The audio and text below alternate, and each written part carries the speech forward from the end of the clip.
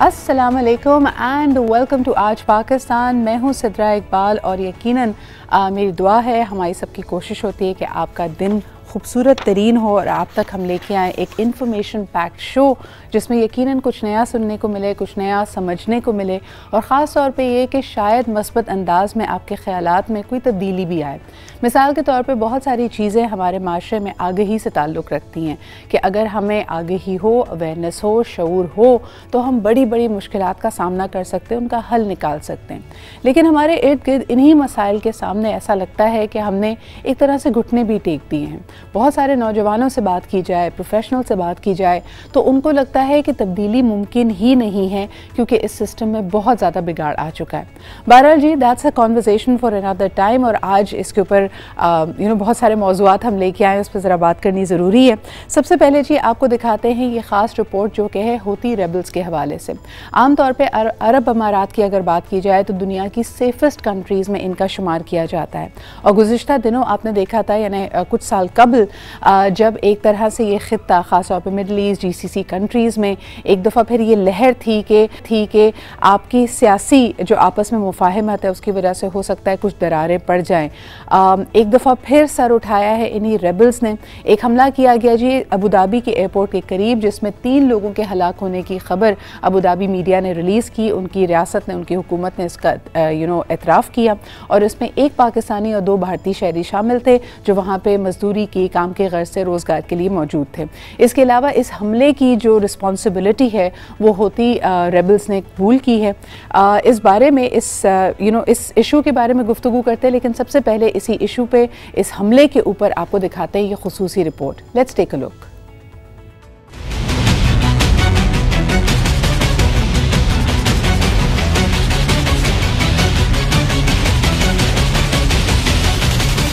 मुत्तहिदा अरब इमारात के दारुल हुकूमत अबू ज़हबी में आग लगने से 2 वाक़यात में 3 अफराद हलाक और 6 जख्मी हो गए, जबकि यमन के हूसी बागियों ने दावा किया है कि इसने ड्रोन के जरिए हमला किया जिससे ये तबाही हुई।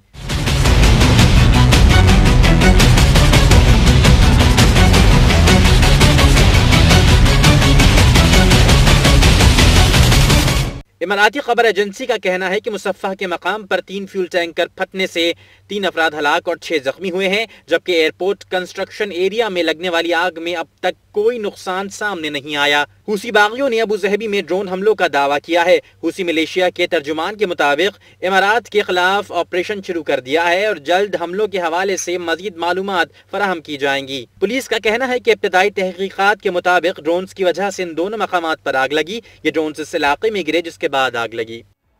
जी जनाब, यहाँ पे ऑयल वेसल्स के होने की भी ख़बरें मौजूद हैं और उसकी वजह से ये आग लगने का अंदेशा था और ये आग लगी भी। इस वक्त हमारे साथ मौजूद हैं ब्रिगेडियर रिटायर्ड हारिस नवाज साहब। आप दिफाई तज्ज़ियाकार हैं, उनसे पूछते हैं कि इस हमले के बाद दिफाई सूरत हाल, खित्ते की सूरत हाल किस तरह बदल रही है। अस्सलाम वालेकुम हारिस साहब।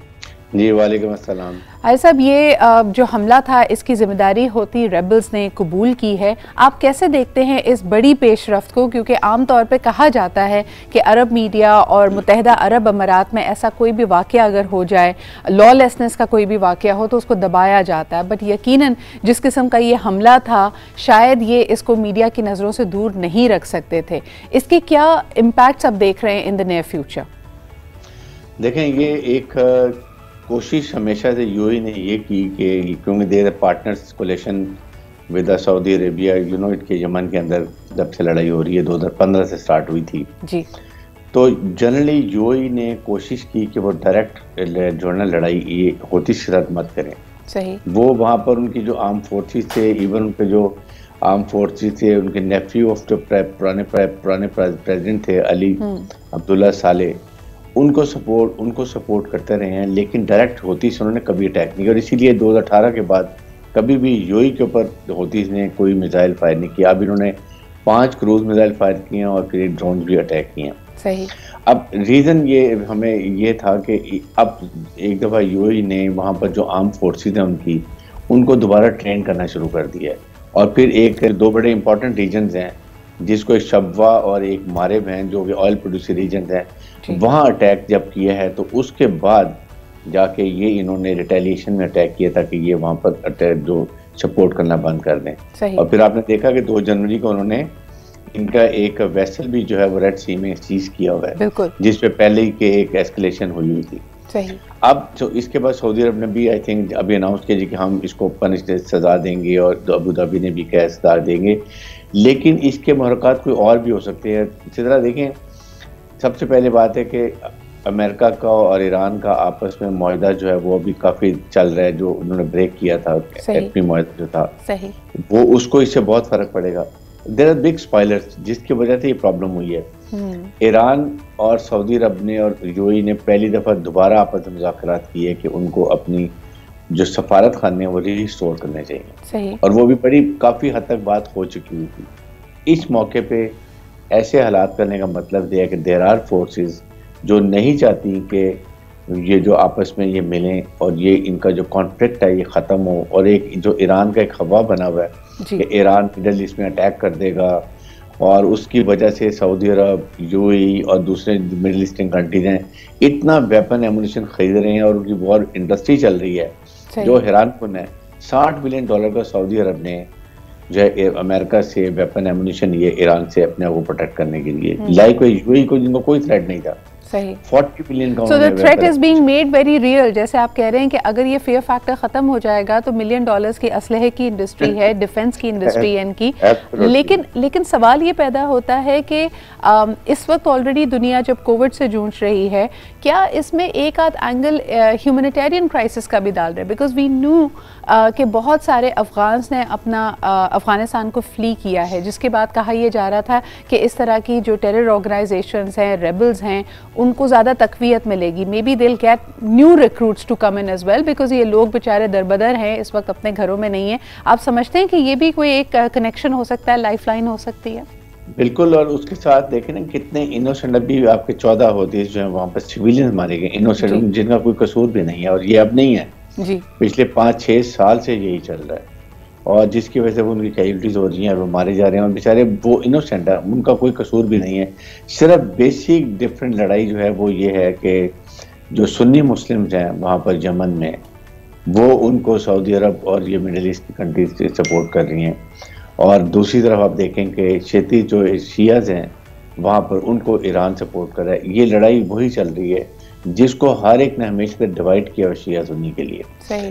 और साथ ही साथ एक फॉल्ट लाइन है जिसको प्रॉक्सी वॉर्स एक्सप्लॉइट करती रही।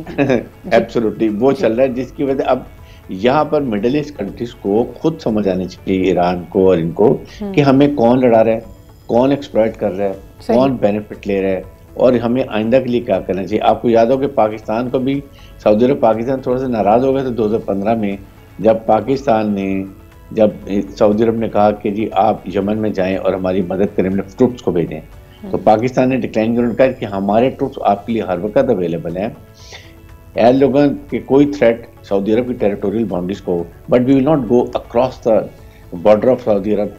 लेकिन हारिस साहब, एक सवाल मैं करना चाहूँगी कि इसमें यकीनन जियोपॉलिटिकल मुतारिकात हैं, इसके अलावा आपने जैसे इशारा दिया कि शिया सुन्नी एक फॉल्ट लाइन है जिसको प्रॉक्सी वॉर्स के लिए हमेशा एक्सप्लॉइट करती हैं सर्टन फोर्सेस, लेकिन इसके अलावा अगर हम यूएई और अब हाल ही में सऊदी अरब की तरफ देखें तो इनकी माशरती तब्दीलियाँ, यानी एक पॉलिसी फ्रेमवर्क के तहत माशरती तब्दीलियाँ आ रही हैं। They are becoming more progressive, they are becoming more open, बल्कि सऊदी अरब का तो इरादा है कि वो टूरिज्म को प्रमोट करे, like the recent news that we have been hearing about music concerts, women being allowed to drive.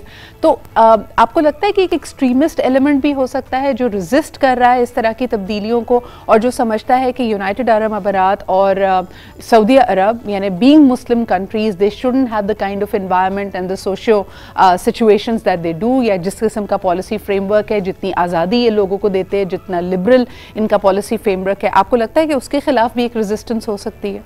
Definitely हो सकती है, और होगी भी इसलिए कि वहाँ पर इवन सऊदी अरब में बड़ी रेजिस्टेंस है जी। They are not responding to what the crown prince Salman Mohammed bin Salman is doing it. और जाइल लाइक पे यूएई में भी इजराइल की प्रॉपर वहाँ पर अगर आपको देखा हो तो वहाँ पर उनको पासपोर्ट भी देना शुरू कर दिया उन्होंने इनको, इजराइलीज को, जिसकी वजह से पूरे मिडिल ईस्ट में जो एक ऑर्थोडॉक्स हैं और उसके बाद जो एक्सट्रीमिस्ट रिलीजियस एलिमेंट्स हैं, they are not liking it. और ये आई फोरसी अब lot of complication middle eastern countries के अंदर आप देखेंगे, उसकी वजह से काफी प्रॉब्लम भी होंगी। Maybe a lot of unrest and chaos is going to come out. Haris साहब, एक आखिरी सवाल आपसे करना चाहूँगी, does this have any implications for Pakistan? Although we are not close together, लेकिन जिस तरह आपने कहा कि UAE, Saudi Arab, they are both friendly countries towards Pakistan, तो क्या इसका कोई असर पाकिस्तान पे पड़ सकता है?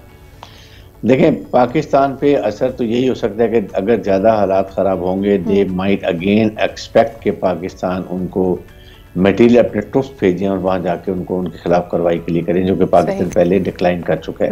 एक तो ये फर्क रेजिस्ट करेंगे। नंबर 2, पाकिस्तान ने बहुत कोशिश की थी ईरान और सऊदी अरब को अभी आपस में मिलवाया, जिसकी वजह से ऐसे हालात हो गए कि वो अभी तैयार थे अपने सफारत खाने दोबारा खोलने के लिए। सो देयर आर एलिमेंट्स और स्पॉयलर्स हैं जो इन ममालिक को इकट्ठा नहीं होने देते, क्योंकि देखें इससे जब ये इकट्ठे हो गए इसका मतलब है कि ईरान और का कोई थ्रेट नहीं है। जब बर्फ पिघलने लगती है, जिस तरह के अभी हमने देखा ऑर्गेनाइजेशंस ऑफ इस्लामिक कंट्रीज, इसका भी एक्स्ट्राऑर्डिनरी फॉरेन मिनिस्टर्स का सेशन पाकिस्तान ने होस्ट किया। ऐसा लग रहा था कि चीज़ें मस्बत तब्दीली की तरफ जा रही हैं और एक और स्पॉइलर हमारे सामने आता है। बहुत बहुत शुक्रिया हारिस साहब हमारे साथ मौजूद रहने के लिए और उसके ऊपर एक कॉम्प्रिहेंसिव तज्जिया देने के लिए। एक छोटा सा ब्रेक लेते हैं, वापस आएंगे ज़रा कुछ नेशनल मैटर्स के ऊपर। कहा जाता है कि बड़ा इंपॉर्टेंट है जी 18वीं तरमीम के बाद कि देखा जाए कि जो सूबाई खुद मुख्तारी और पॉलिसी बनाने की ताकत अब सूबाई हुकूमतों के पास मौजूद है, उसके बाद चीफ मिनिस्टर्स की क्या कारकर्दगी रही है। हाल ही में होने वाले एक सर्वे के मुताबिक बेहतरीन कारकर्दगी पंजाब के चीफ मिनिस्टर यानी उस्मान बुज़दार साहब की रही है। आइए इस बात करते हैं, लेकिन एक छोटे से ब्रेक के बाद।